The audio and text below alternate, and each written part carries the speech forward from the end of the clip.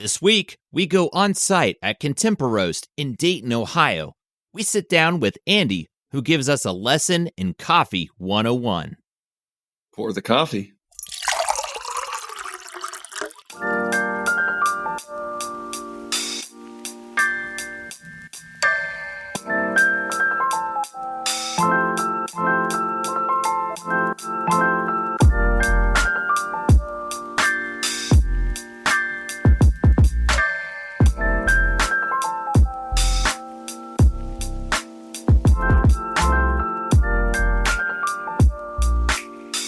Top of the mustache to you, and welcome to another episode of Mustaches and Coffee.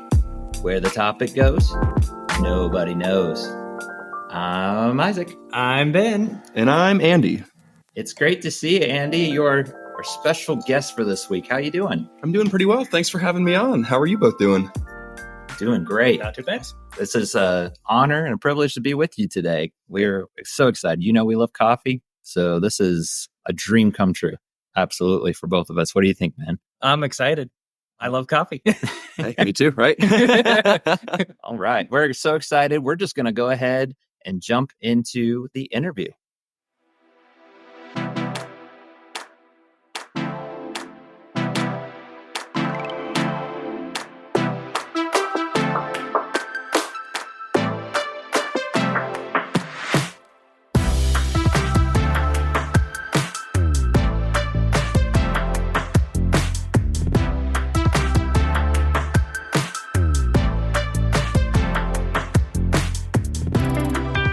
All right. So with us, as we mentioned, is Andy from Contemporoast. And we're going to just have him start from the beginning. We're going to ask him. So when did Contemporoast get its beginnings? Absolutely. So I've been in coffee since 2012. Started out as barista, been up and down the kind of management chain. I've been involved with some development, some startup of some new companies, some transition of other companies into new independent labels. Somewhere along the way, I recognized, I wanted to start doing this for myself eventually, just, seeing how many more kind of contracting or management jobs in the meantime until we were there. Around 2021, I was getting some actual hands-on roasting experience to couple with some of my cafe management and barista experience. And, this was around the time that just in the wake of COVID. So there's always, all the reshuffling and readjustment going on within the labor force. And my parents wanted to kind of help me get to that point, and it seemed like it was a good time to make that jump. So we kind of started the plans from there and started ordering some of the equipment. The roaster had about a 2-year lead time from when we ordered it to when it got there. So having to start that process early was pretty important. Oh, yeah. Yeah. Happy to see we just celebrated our 1-year anniversary this weekend of the cafe being open. So it's incredible to see how far we've come. Yeah. Congrats on that. That's quite an accomplishment. And especially with the coffee shop market, I'm sure there's a lot of competition. But you guys seem to be a very popular coffee shop, I have to say. So you're talking about roasting. Maybe talk to us a little bit about your experience in roasting and where that passion really came from. Absolutely. I feel like anybody who's gone down the coffee rabbit hole has kind of started to see, oh, wow, this gets pretty involved pretty fast, right? And, I wanted to just see how I could kind of expand my knowledge of coffee and what avenues and channels I could kind of, go down and learn about. I feel like at each level you can go in a bunch of different steps, the cafe level, the growing level, the producing and importing and exporting level. There's, and roasting. It always seemed like the natural next step from I've been a coffee consumer. That's the end point. I've been the guy brewing the coffee for the consumer. So there's one step back. All right, let's peel back one more layer. Roasting. How does that, what does that entail? So I started just learning and reading and just going onto forums and videos, anything I could learn about it for maybe 4 or 5 years before my first roasting position. And then eventually I ended up in Phoenix, Arizona. I was at Union Coffee Company, and they were roasting on a small little 3-kilogram Diedrich that was maybe like 10 plus years old. So it was a nice, way of learning just the manual, old school fundamentals. At the same time, once we started planning Contemporoast, we ended up getting me into a roasting class with Rob Hoos, who literally wrote the book on specialty third wave coffee roasting. So went out there and learned on the machine that we'd be ordering and was able to pick his brain on, just general roasting protocol and anything that, compare the practices we were doing with practices that they were doing and the other people in the class were doing. So really great just to be able to see some standards and what, people were used to doing, what was sort of a differing school of thought, and just kind of what the debates were, and still learning on my own now, hoping each day I can kind of answer some new question that pops up. Oh, yeah. Yeah, I had a guy who tried to roast. He just bought his own like little popcorn air fryer kind of thing. Yeah. And tried that. It kind of sort of worked, but then it kind of also made the coffee taste like butter. So yeah, it didn't really quite turn out. So generally using a new one of those is probably the way to go. But yeah, that's great. And that's, I think, what goes with the business, right? That's what makes you guys unique compared to your typical coffee shop. And I'm sure they use roasted all the time, but if you walk into Contemporoast, you look in immediately, what catches your eye is your roasting machine in there. And I'm probably using a loose term. Is there a term that you use for it? Do you have maybe a name that you call it, like Bessie or something? The roaster of beans is the official name for it, but I'll usually just refer to it as the roaster. The roaster. It's the Loring is the brand for it. So okay, if I need to be more specific between me or the machine, I might call it the Loring. But yeah, maybe someday. It's like with my car, I have a name for it. Typically, mine's just like Sam at the moment. I had one that was I'm trying to remember the names now. I've had so many cars. Anyway, they I guess scientifically have said that machines, if you have a name for them, it helps soothe. So when you get mad at it, think about that copier machine that you're mad. If you call it by name, you're more gentle. Interesting. So. I find the opposite to be true often. I feel like if I personify it, I get upset because it's like, this isn't a tech quirk. You should know. But it's just like, all right, it's throwing a random alarm, like, whatever, machines fail. Yeah. I feel, I don't know. Maybe it works differently. Your miles may vary, right? Right. Hey, to each their own. I just know, seeing some of my coworkers in the past with copying machines, they probably almost chucked it out the window. Yeah. Yeah, I think my car was called Piece of Junk. That works. You piece of junk. But did you feel more calm when you said that? Not really. I kept writing down. So maybe it didn't work in your case. So I'm sorry. Maybe the name matters. Right? Yeah, exactly. Next time, call him Ronnie or something. Ronnie, you piece of junk. Maybe a good test. It's the full given name for when it's really going wrong. Yeah. So, well, great. Well, that gives us kind of a backstory, a little bit of your history there. That's really great to kind of see that history you have of educating yourself, and now you're able to educate others. So that's really great to hear there. I'm sitting here with a flight of coffee, though. This is what I was looking forward to, that we're able to come on site and meet with you. It's, again, an honor to be here, but I want to jump right into this flight. So can you walk us through, and you can give us recommendations, maybe if it matters, in any order? Absolutely, yeah. So one of the things we do here, since we roast all of our beans, we like to give people the opportunity to try them somehow before they buy them. So instead of brewing, we usually will offer about 8 different varieties at any given time. So rather than just having 8 different brewed coffee urns always going and dumping all of those down the sink at the end of the day, we'll have 4 of them, including the decaf, ready to go. The other 4 we can always do on pour over. We can do pour over of any of them, but the main reason we implemented it was really just to have a single brew, so we don't just have to have it going all the time. So yeah, here's the flight that we have today. The options that we had on drip are the Dominican honey. Okay. That one's an organic light roast that's pretty low acidity. It's pretty mellow. Yeah, that's my wife's favorite. She buys that constantly. Love to hear that. It's definitely got a pretty dedicated following at this point. Okay, yeah.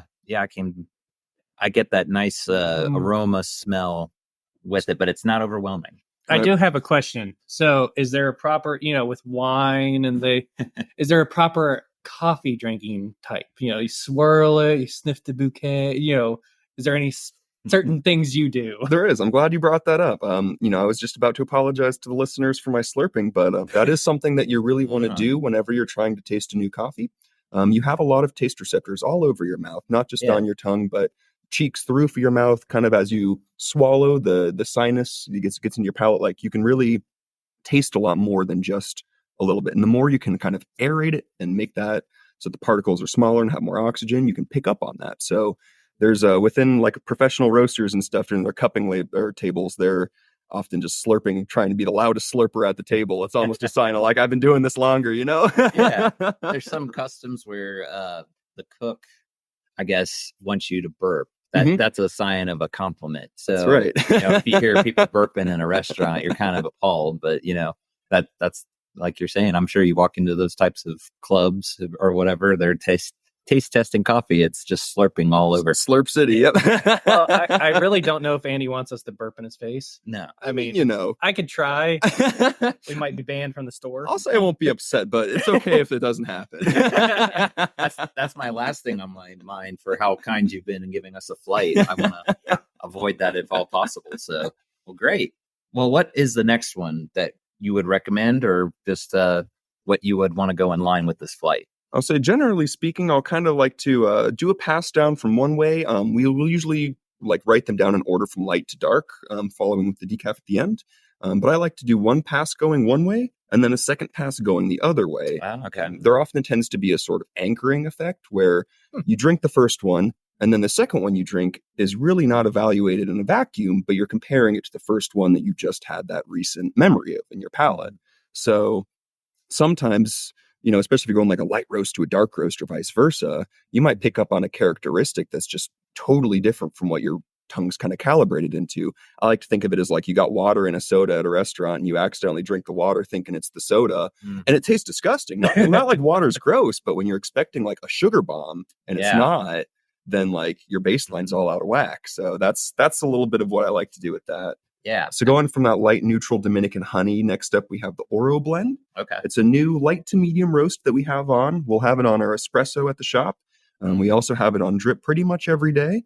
It's a fun blend between pretty familiar light roast Brazilian bean as well as a pretty new wave natural anaerobic fermentation with our Colombian bean. The Tropical Tolima is the name of that bean that we've got going into this, and we sell that individually too. But it brings a nice fruit forwardness to it. It's still going to be about as light as the Dominican honey, but it does have a lot more of that fruit acidity coming through.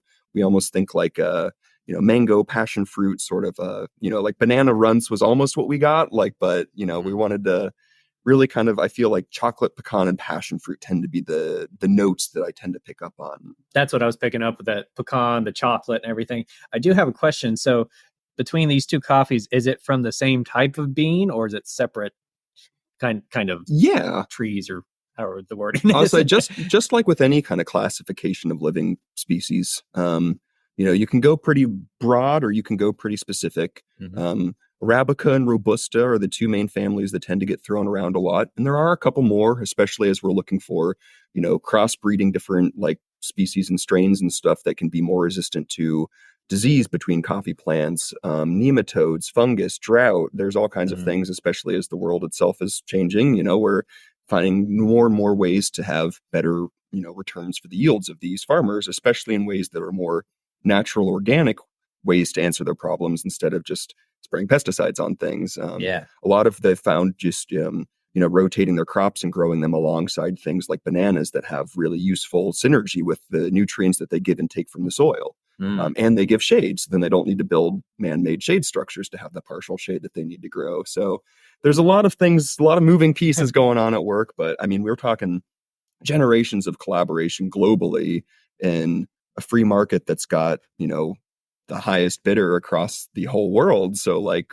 things have gotten pretty optimized, especially in the last couple of years with the internet and just kind of the democracy of information that we've been seeing of, an idea is no longer necessarily just one person's, but really part of a movement. Sure. Yeah.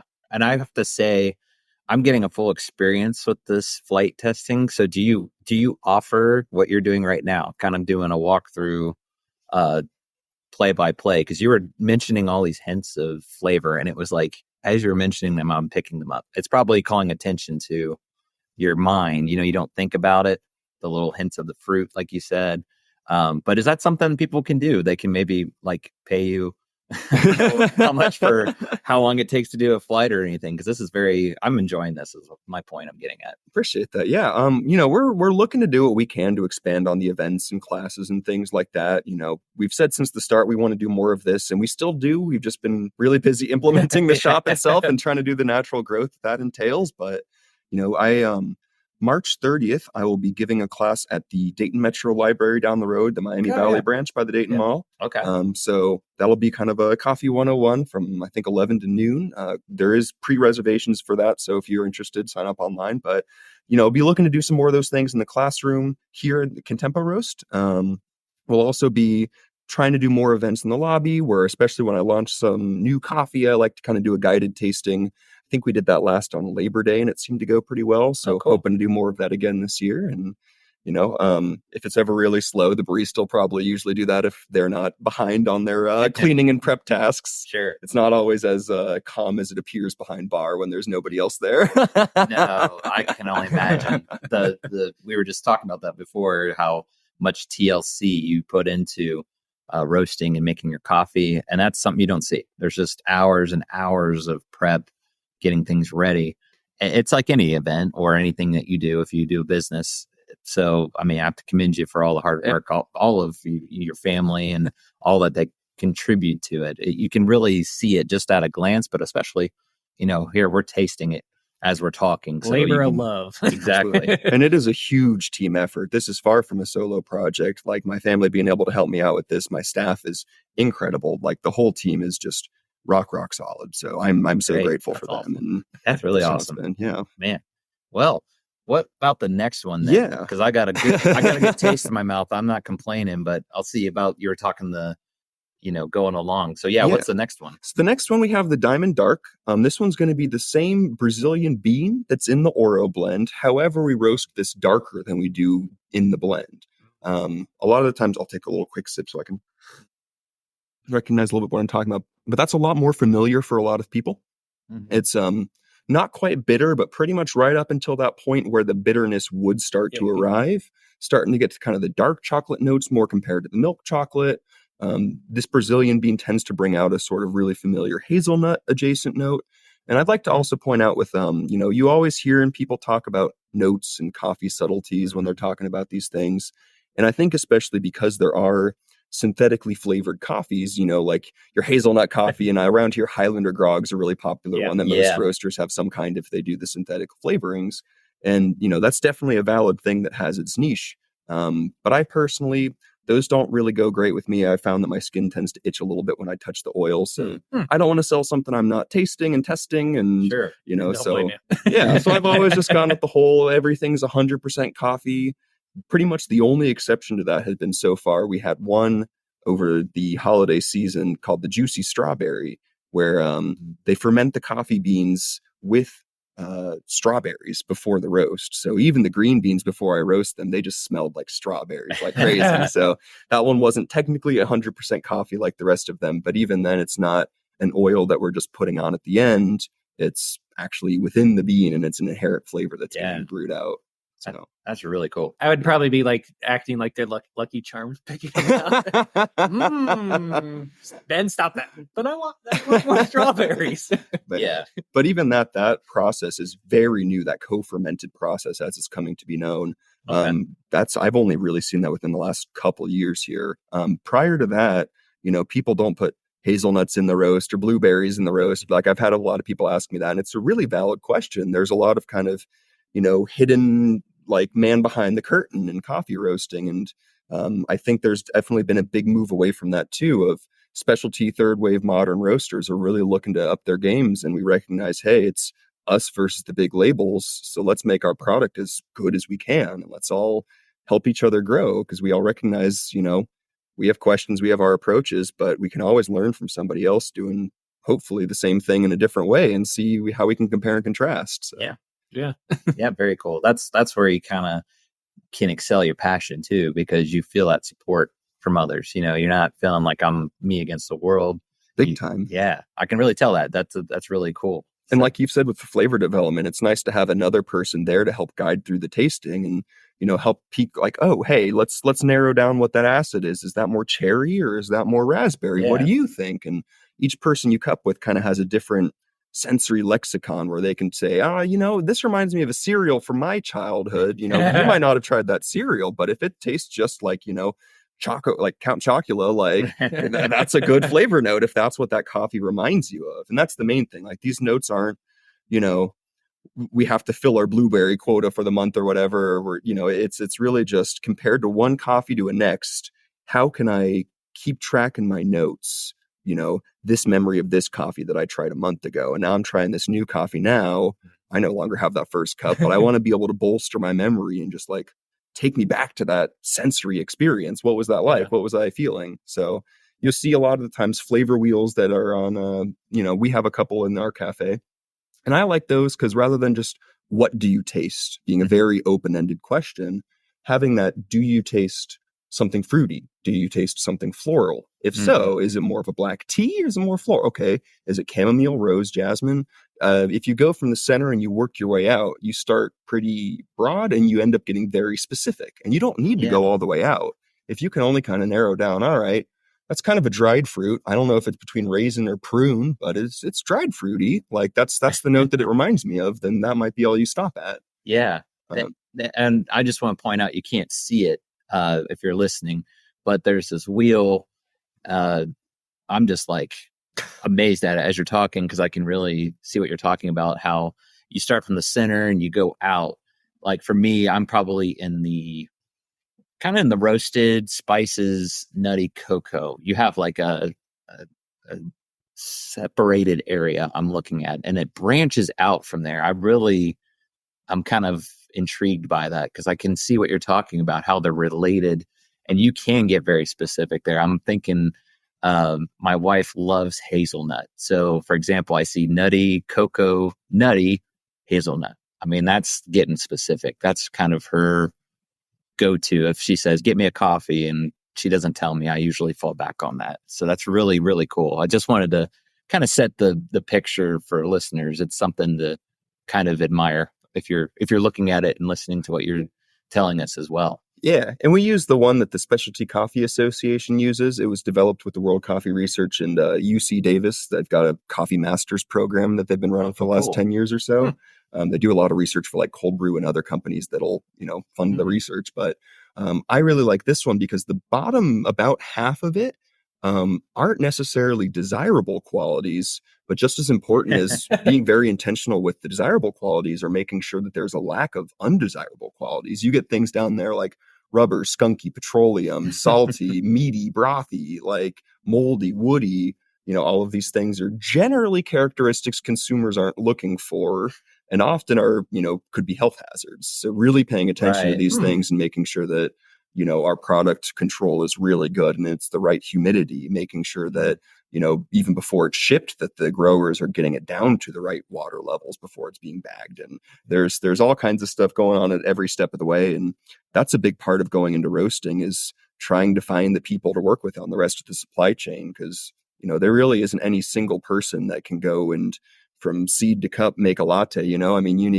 It's like the whole making a pin, the economy of scale, where it's like, being able to have one person to make the equipment to brew and one person having the land to grow the thing and one person being able to ship it and someone else to process it and someone else to roast it. And, if we want milk, you need to have a dairy farmer there and then that whole supply chain. Like it's amazing how many things have to come together for something like a latte that we can kind of take for granted, but that's really a marvel of just modern economics and technology.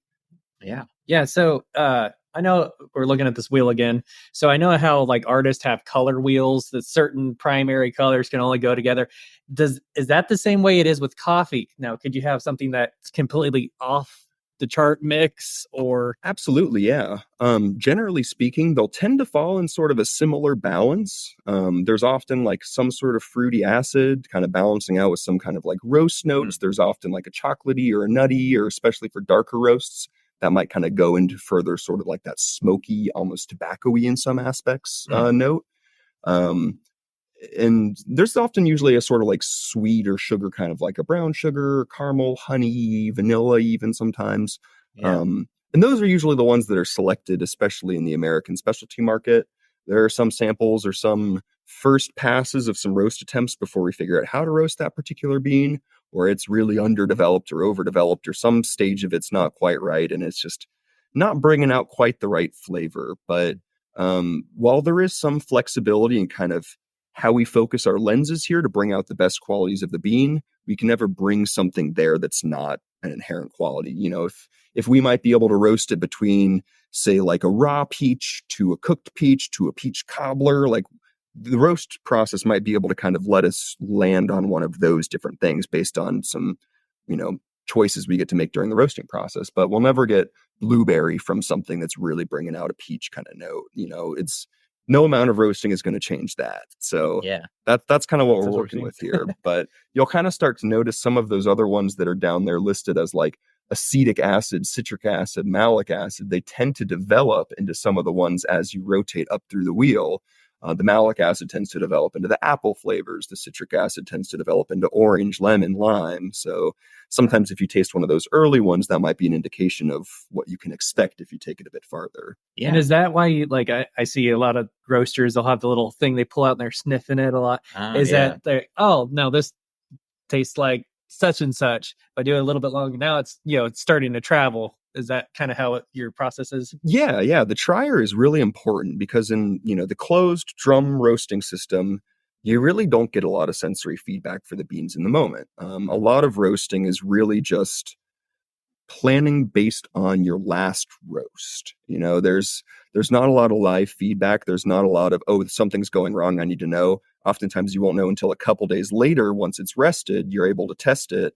And you can see, hey, is this kind of what we're used to, or is this a little bit different? Yeah. And that's a big part of coffee too, is always cupping your product, always cupping your roasts while you're developing them, always cupping as you're just doing your regular production roasting and make sure it's still staying to your standards. But yeah, I mean, that's a big part of it. and you talked about how certain tastes can kind of be a good warning. So what you're saying is if I go to a coffee shop and it tastes hay-like, I should turn around and take it back. Not all of them. Some of Unless them, you're like a horse. Yeah, I wonder if they like coffee too. That's a good question. But anyway, what you were saying. Some of them could just be an indication. I mean, some of them might just be an inherent quality of the bean. Sometimes they just taste kind of woody or, something else like that. Like our Papua New Guinea has just an inherent like cedar quality to it. And it's not necessarily a defect, especially because we've worked that into the intentional flavor balance of it. So, that is kind of bringing back that natural smoky. We kind of envisioned using this as like a barbecue rub when we first selected it. So with that, we absolutely wanted that. Sometimes it could just be like a grainy or cereal note might mean it's a really light roast. Maybe the roaster almost even kind of likes that, especially as people go down this rabbit hole more. And it's like, all right, I want the lighter and lighter and lighter and keep pushing it lighter. But some of the ones like moldy, that's usually more of a sign like, okay. that's the one I'm avoiding. Yeah. Sometimes I've noticed coffee that this is just me. Maybe if that's your, taste palette, it kind of does have that skunky taste. Yeah. And that's bad to me, but would you say bad? Some people want that. A lot of the especially the really dark roasts that are the sort of like extreme, we're going to be your grandpa's dark roast. Right. Like they take that to the point where some of these natural, organic acids will develop to the point where it smells like rubber or fish or skunky. And that's a desired quantity for those markets. So it's one of those things where being aware of them is good. Yeah. I'm not trying to give somebody who's looking for a really light roast specialty bean something that has any kind of rubber notes to it. But it's also not something I'm just immediately dumping the second that there's rubber because it might be somebody's cup of coffee. Right. So just, I guess, would be moldy is probably the warning side, but everything else could just be personal preference. So. Yeah, we don't want mold. We don't want glass or anything like that. That's a health standard. Yeah, but okay, well, good to know. If it tastes like some cereal, then it might just mean it's a bit of a light roast. Okay, great. That's awesome. That's the kind of stuff sometimes I'll be drinking coffee and everybody raves about it, and I'm thinking to myself, I'm wondering if this is still good because it almost tastes old, and it probably is because a lot of those times it's people at like your gas station coffee, and no knock against them, but how long has it been sitting in that pot? Yep. It's not getting done in a roaster like you guys or anything like that. So that's always piqued my curiosity there. So, but yeah. I guess we got one more left. Maybe walk us through this last one. Yeah.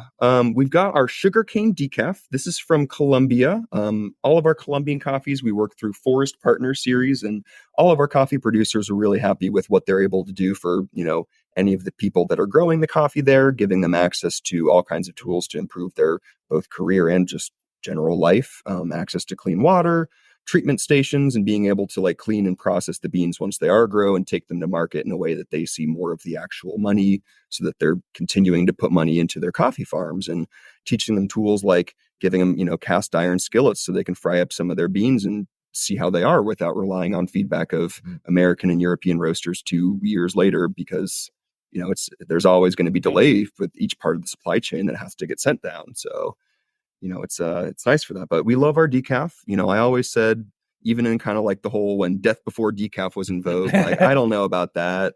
Like, the decaf drinkers in my mind are the people that love the drink so much they don't need the drug that most of us use it as a vehicle for. Like, that to me says somebody really loves coffee. So I wanted to make sure that we have something that, and me too. I mean, I love drinking coffee all day, but I also like to sleep and, you know, not just vibrate all over the room. So yeah, having some decaf in the afternoon is definitely my go-to. And this is going to be one that, you know, since we're starting out with just one decaf, but we're hoping to eventually expand our selection.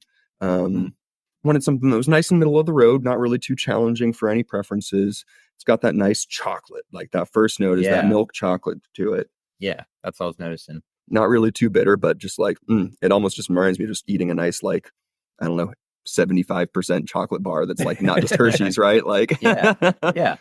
My dad would always get the sugar canes from the stores and stuff. So it's like, that's what I taste. Oh, that's so cool. Yeah. Just kind of chew on it and stuff. So it instantly was like, oh, let's get that sugar cane. The sugar cane flavor too is a really interesting way of the imparting, where that's another one of those notes that actually does come through in the pre-roast processing. It's not just one that it reminds us of like a lot of these other ones. For decaffeination, you know, there are a couple different ones that are pretty popular right now, but the two main ones you tend to see are the sugarcane process like we have for this one, and mountain water process, or Swiss water is one specific mountain water process, obviously using water from Switzerland. Okay. But that's really kind of the main difference there. And there are a couple pros and cons to each of these. Just like anything, there is no best. There's really just, what are the trade-offs you're willing to make? What, you know, metrics are you looking to optimize? And the sugarcane decaf, this is one that by far one of the best tasting decafs I've ever had from that front alone. But also we feel really good about this from our sustainability perspective, knowing that any Colombian coffees, they don't have like a decaf processing plant in Colombia, but they do grow a lot of sugarcane. One byproduct of making molasses is ethyl acetate, but basically it's just a fully natural solvent that targets caffeine, nothing else really. So they'll just kind of expose the beans to some steam, and they'll open up the pores a little bit. They'll put them in the ethyl acetate solution, and it'll just draw out some of that caffeine. It'll just bind to those. And then they'll go ahead and steam it out, flush all that back out, until eventually they release, I think they'll guarantee at least 97% of the caffeine has been absorbed. So it still has some caffeine. It's not totally caffeine free, but there is no such thing as a totally caffeine free bean. So it's generally between 97 and 99% caffeine free. That's impressive, though. It's like your Lysol, 99%, you know? Yeah, totally. And with that too, in that process, they then are able to actually refine that, like basically pure caffeine, and use it in products like energy drinks, so that they can, you know, it's like using the whole animal, right? Like they're keeping the end cost of the consumer lower because they're able to sell off the parts more. They're reducing waste. They're finding a market for all these things and making it so that they don't need to grow and consume as much coffee, because, you know, they're still using that coffee just in an energy drink. Yeah. So that's something that's really nice from just a nice, I don't know, holistic, sustainable perspective.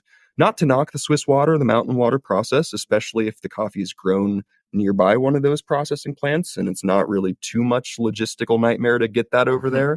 But yeah, with this Colombian one in particular, we were really, really happy with that. So yeah, it tastes fantastic. I don't always get decaf because I'm mostly going to drink coffee because I need that kick in the morning. Understandable for sure. But you know, just like with this podcast, you know, this is the premise of let's catch up with a cup of coffee. You're not going to always do that at 9:00 in the morning. Sometimes you catch up with somebody in the afternoon, and that's a good time to have a decaf because, like you said, we like our sleep. We don't want to be up all night. So yeah, this is excellent. I would highly recommend it. And going with the flight, I see what you're saying. I'm kind of working my way backwards, like you were saying, because it has a nice. I'm trying to describe it best. You can describe it probably. While going one way and then back the other? What does that do? Yeah, I just find that you tend to perceive a little bit differently. The end result's probably likely going to be similar. That being said, even with some kind of like blind evaluations, this has been a pretty studied effect where like people will give different scores and they'll think it's a different drink if you don't tell them like, hey, this is just the same samples but reversed. But if there's 8 glasses here and I didn't label them and I just, it was A, B, C, D, D, B, C, A. Yeah. We might not notice that. I might not notice that if somebody served me my own product in that order, just because like the way I'm perceiving it there isn't necessarily, like I said, in a vacuum anymore, but it's in comparison to what I just had before that. So yeah, always will change your perception there. I'm noticing that. That's exactly what you're saying. I'm noticing it's a different profile going back through. It's still the same, it's not a big difference, but it is a different experience going back through once you've tried them on and you're expecting maybe that flow you had at first. Now you're in reverse. It's an adjustment in a good way. Yeah. I don't know. I can't describe it, but it's really cool. I can describe it. Yum. I wholeheartedly agree with that. That's excellent. So plain and simple, yum. I love that. So we talked a little bit about the roasting process. In regards to the water, what do you think is the best temperature to brew coffee at? Yeah. So unfortunately, as you start learning more and more about these things, pretty much the answer you always come up with is it depends. A lot of the things that will vary between beans will kind of play a role in that. The roast level between light and dark, sort of how dense the bean is, which can also be affected by the elevation it's grown at and the specific varieties of it, and even the processing of it. There's a lot that can be at play. But in general, anywhere between 195 and 205 Fahrenheit, I want to say that's like mid 90s Celsius, if there are any centigrade viewers out there. But anywhere from about 195 to 205 is generally what the Specialty Coffee Association recommends. And in my experience, I found that to generally be true as well. That being said, a lot of the times they are referring to the temperature of the water as it's hitting the coffee bed. So that'll generally kind of cool it because it's touching room temperature coffee. Oftentimes people will rinse their filters and devices, but it's still not going to be as hot as the water that's just off of the boil. And I found that light roasts tend to like a hotter temperature. Dark roasts tend to like a lower temperature. That sort of tracks with my internal understanding of light roasts tend to be a little bit harder to extract their flavors out of them versus the dark roast. If a really dark roast is there, you pretty much just like mist some water toward it and it'll start extracting, right? So right. Yeah, that makes a lot of sense. It's going to be more, at least at first, potent, the darker roast. So like you're saying, it does make sense. That's really cool. Yeah, as you roast it, breaks down a lot of the bean and, they get less and less dense. They lose mass. It starts out losing a lot of water mass just as that converts to steam. But then the farther in the roast, it starts smoking more and you lose a lot of carbon mass. So that's something where if I put in 15 pounds of beans, depending on the roast, I'll get anywhere from about 12 and a half to just over 13 pounds. But there's always a bit of a mass loss there. And we track that to make sure that we're kind of doing the same roast from profile to profile. And, we're really happy too with our machine because with that carbon, emissions, like I was talking about before, that's an issue with the whole emissions thing. But we have one of the greenest roasters on the market. A lot of the times with traditional ones, they would basically hook up essentially a jet engine to the end of it called an afterburner. And it runs hot enough that it incinerates all of that carbon particulate before it gets released into the atmosphere, which, it seems kind of like a waste to burn more natural gas hot enough that it can do that. But the studies have shown that's actually better and cleaner emissions for the atmosphere. But it's a, $25,000 piece of equipment that effectively serves to cancel out the smell that you're letting the neighborhood smell, saving the earth. This, however, the technology of it, that's basically baked into this. So we don't need to worry about do we or don't we. It's just a part of how it operates. It's almost like an air fryer where it just has really hot air that it just pushes through and it moves the air around and it has some paddles to stir the beans rather than heating this big stainless steel thing that has all that inertia of getting it up to temperature, keeping it at temp. Oh crap, it's too hot. What do I do now to lower that back down? This is just, okay, pump some cooler air in, pump some hotter air in. And then it's so hot in the center of the vortex where it kind of stores all that air that it just incinerates that smoke before it lets out. So unfortunately, you can't really smell outside of the lobby really. And even that's pretty minor when we're roasting the beans. But if it means that there's going to be more of an Earth for the next couple of years, we're happy for that. That's good to hear too about helping the environment. And even again, studies might say one thing or the other, but that makes sense what you're saying there. That makes a lot of sense. So yeah, I think I would try to bake some cookies on that if that was possible. Instant cookies. Yes. Coffee cookie. That might be a new coffee brand. They need to be one that is comfortable being stirred and moved around the entire time it's being baked. That would be impressive. I think you could make a museum out of that. Just have people walk through. I don't know if you've ever been to Ben and Jerry's ice cream. You can tour the facility. You can do something like that. That might be interesting. I'll need to see if there's an old drum roaster somewhere. If I can do some baking experiments on that. That would be interesting for sure. All right. Well, I don't know if there's any other points that you wanted to bring up. I mean, you touched on a lot of information. I'm still trying to digest it all, honestly, but that's great. I really appreciate your insight. The wheel helps too. Again, we get a visual of that. So just really appreciate your insight. Stuff that I've never really thought about before. So, well, maybe we'll go ahead and move into, we call it our universal question. So we talked a lot of coffee, but now we're going to talk about more you as an individual. Absolutely. So Ben's got some questions. He's going to kind of put you on the hot seat, so to say. Dun, dun, dun. All right, Andy. Again, we appreciate you being on our podcast and everything. We appreciate you. So this is a little bit about favorite movie line or general quote. That's a tough one.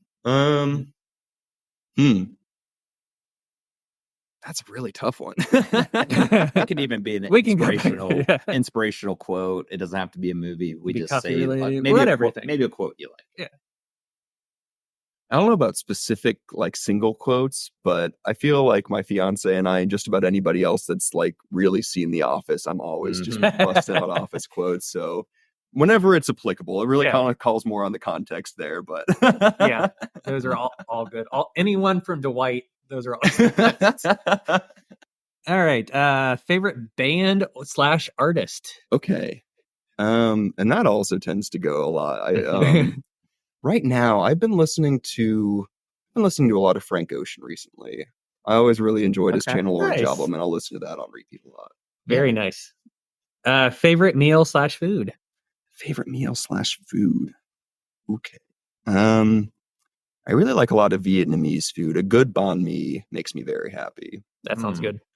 You're making me hungry. Nice. Yeah. Sounds really good. Favorite vacation. Ooh. You're asking me all these things that have so many good answers to them. It's hard to choose just one. Yeah. Honestly, going out to Portland was really cool to learn all this stuff. I hadn't been out before, so, that's sort of one of the American meccas of coffee. So it was really good just being able to see how all the different cafes are operating out there and just what the other roasters were doing. It was just, felt pretty unreal. Oh yeah, I bet. That sounds awesome. Do you have, let's see, I kind of added 2 on our list that's coffee related. Mocha pot versus Chemex. Okay. Personally, I use the Chemex a lot. I don't really have a automatic batch brewer. The Chemex is the closest thing I have for more than one cup. So I'll do that a lot.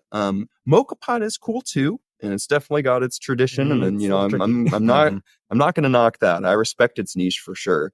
And if you use a good recipe where you're preheating the water before you put it in there, I find that makes it really good. Yeah. With anything, I feel like keeping your equipment clean is definitely one of the biggest things that I look for. I'm not looking for that, bitter seasoned taste that you get a lot. Yeah. That's like anything, like your grill. Same idea. Maybe some people like that, but yeah, a nice clean surface to grill on or coffee. Yeah. So I'd say Chemex generally wins, but there are probably some corner cases where a specific mocha pot brew would beat out a specific Chemex brew. It all depends on how you make it. Absolutely. Yeah. I'm kind of the same way. I'm more of a Chemex guy. Nice. Yeah. Air 5. Oh, yeah. Heck yeah. All right. So I haven't tried this one yet. So don't feel bad if you haven't done it. Electric grinder versus a hand grinder. Yeah, I have. I've got some good experience with that. Electric grinder for sure. Of course, prefacing that with being a burr grinder. If it's between a hand burr grinder and an electric blade grinder, hand burr grinder all day. But it might actually take all day depending on how you're trying to grind it. For me, what really ended up pushing it for me getting I started out with one of the Baratza Virtuosos, but we also sell the new Encores, which I honestly prefer to my old Virtuoso for what that's worth. Yeah. But yeah, I was trying to do some light roast espresso style grinds, and I was just probably doing a good 20 minutes of hand grinding for every shot that I was doing. It's just like, nope, this is way too dense a bean that I'm trying to grind way too fine. Maybe if you're doing some like dark roast cold brew at home where you're doing a really coarse grind, it's worth it. But at this point, it's my travel grinder. I think that's how you get a workout. You're like pumping iron. Oh, yeah. Right. All right. So we're called Mustaches and Coffee. So we have to ask you a question. I was going to finish up with the other question. Do you have a favorite mustache? A favorite mustache? Type or whatever. Yeah. I feel like it's the ones where they're pretty unique, but it's just such a like, whoever is wearing it just exudes that energy that like I'm here. Like, for example, I feel like Hulk Hogan's mustache is very Hulk Hogan. Yeah. And like that energy of like, he is wearing the mustache that suits him. I'm not going to wear a Hulk Hogan Fu Manchu, but like, yeah, I get that. It's just what's to their personality, their style. Yeah. So yeah. I did have a new idea for a mustache. It's kind of on the Fu Manchu. So it would be a train, and it would be called the Fu Manchu Choo. What's your thoughts on that? I like that. It kind of reminds me a little bit of William Osmond on YouTube. I don't know if any of the listeners or you guys are familiar, but he does a lot of goofy engineering stuff. I remember in COVID, he like shaved a little strip from his chin to his neck and just basically like took a Hot Wheels car and was just like, yeah, here's my little racetrack. I'm trying it. I was bored. That's awesome. That's one of the more unique ones. I think. Sure. Interesting. Wow. You think you know a lot of mustaches, so. But he was very confident with it. The energy was there, so here for it. Yeah. That's what you're saying. Exactly. That matches, I can tell, his personality. So this is a loaded question because very loaded. Let's hear it. Normally, this is a general question. Like Ben mentioned, we have to ask the question, favorite mustache. So now we have to ask favorite coffee. Ooh, okay. Yeah. I'm assuming just one that I've like tried then, or one of the... This is your personal, because I'm sure you have many favorites, but you have here, if someone were to just ask you what's your favorite coffee, it can be a loaded, very detailed, or it can just be whatever you like, whatever you want to answer that. I will say one of the most distinctive coffee memories I have, I will always remember how this cup tastes, was a 200-hour ferment of this bean that they had at a roastery in Phoenix right after they opened. So a roastery called Moxie, and it was so good. Like, it didn't taste like coffee, and I don't know if I'd be able to drink a cup of this every day, but I savored that cup. It was almost like a cherry liqueur at that point because it was just so, natural fermented coffee cherry sugars that was the whole cup. So it wasn't very familiar from like if you handed me this and said it was coffee, I might be like, oh, okay. If I wasn't too familiar with this rabbit hole, but like, yeah, it was really unique. I'll always remember that coffee.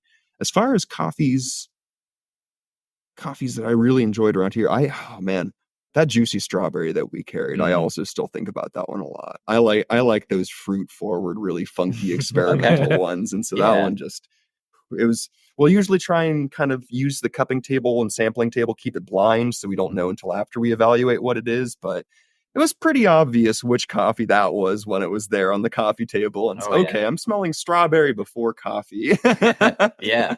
So a fruit, that could be another way of saying, you like more of the fruit aroma, but absolutely. But yeah, that's a great pick. That one sounds amazing. They both sounded good. I always like to remind people that, coffee is a fruit. It's a cherry, and we take the seeds from that cherry and roast it. So, it's a roasted fruit seed. Yeah. Yeah, that's great. All right. Delicious. I think you're off the hot seat then. So you can breathe a little bit. But we enjoyed the answers you had there. Those were really good answers. So we can't say enough how much of an honor it is to be here, that you had us on. And I think we're more educated as a result. I'm sure our listeners are too. They probably thought about some things you mentioned, like, I never thought about that. So we appreciate you and your knowledge that you're willing to share with us. Thank you so much. Thank you for having me. I really appreciate the chance to talk and really just get the word out there that I'm making some coffee I'm passionate for, right? Yeah. And what better way to do it than over coffee, right? Sit down and enjoy the conversation over some coffee. So we appreciate that and providing this flight, because this was terrific. Yeah, this is awesome. So where could people get a hold of you if they have questions on, how they can get your coffee? Absolutely, yeah. So we're pretty active on Facebook and Instagram, and you can email us at contemporoast@gmail.com. All the different people on the kind of back-end team have access to that. We also are here in Centerville, Ohio, suburb of Dayton. We've got an online website, contemporoast.com, free pickup in cafe or free shipping on orders over $75. So if you want to try out some of our beans, that's a good way of doing it. Yeah. Awesome. Great. Well, be sure to check out those links if you're listening, because it's well worth trying out, whether in person or ordering. So we want to make sure that people are able to find you there. So that'll wrap things up here for now. We'll go ahead and move into our last segment. Last Drop. Brought to you by Coffee. Take it away, Ben. A Utah teen is facing charges after allegedly taping fish to an ATM. Police believe a 17-year-old was responsible for dozens of fish taping incidents between August and October. Authorities told KSTU they suspected the fish taping was done in innocent fun. An Instagram account entitled Fish Bandit 84 said in his tagline, "Live, laugh, and tape fish on ATMs. No fish were harmed, and he in fact taped one to a police car." That's what I got. All right. So I guess if you got to experience that might have made good conversation over coffee that day. That, hey, I saw a fish taped to an ATM. I do have a question. So where would that fish be on your wheel? Oh, you know what? Coffee Probably somewhere between the dark roast notes and the chemical notes. I'd say between pipe tobacco and rubber skunk. That sounds about right. Yeah. You can really visualize it with the chart. That's great. So, well, that's good. There was one more thing we wanted to make mention, and we apologize because this is one of our listeners. They had emailed us. We want to stress that we had some technical difficulties going on with our email. So we didn't see this right away. We had an episode a few weeks back where we gave our top coffee brands. These are more store coffee brands, but they had actually sent us an email. So Ben, why don't you go ahead and read this fan mail we got?